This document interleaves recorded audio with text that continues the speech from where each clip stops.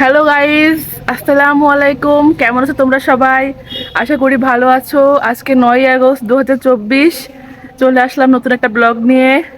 দেখো আজ সারাদিন আমি কি করি। টাটা। সকালবেলায় আম্মু রুটি বানাচ্ছিল আর তার সঙ্গে ছিল গরুর মাংস। এই যে আম্মু রুটি বানাচ্ছে।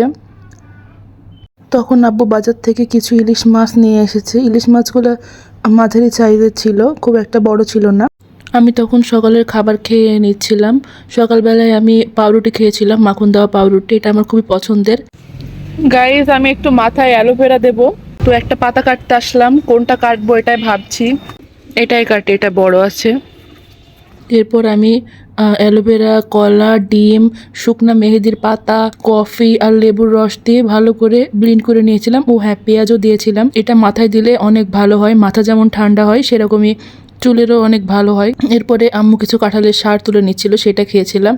তারপর দুপুরের খাবার খাচ্ছিলাম, গরুর মাংস, সাদা ভাত।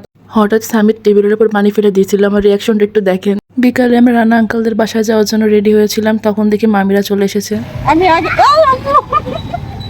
সানভি কিছুতে আমাদের সঙ্গে গেল না। চল,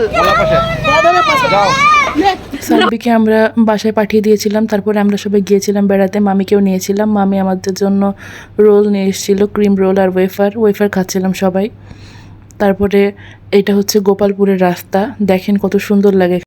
মিষ্টি কেনার জন্য আমরা দাঁড়িয়েছিলাম গাংনী বাজারে। ওখান থেকে মিষ্টি কিনছিলাম। তখন আমরা একটু ঝাল চানা, চানাচুর, আমসত্ত্ব এগুলো খাচ্ছিলাম। এই যে আমরা রাস্তায় বসে আছি, বাসা কাকা মিষ্টি কিনে নিয়ে আসলো। এরপরে আমরা চলে যাই তাদের বাসায়। সবাই মিলে আমার ভিডিও দেখছিল, কত মনোযোগ দিয়ে দেখতে দেখেন আমার লয়াল ভিউয়ার্স।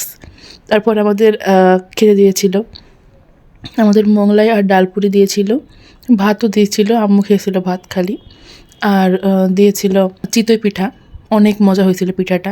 এরপর কিছুক্ষণ গল্পগুজব করে আমরা বাসায় চলে আসছিলাম। এই দোকানটা দেখলে আমি বুঝতে পারি আমি গাংনীতে ঢুকছি। যাই হোক, আজকের মতো এটুকুই, টাটা।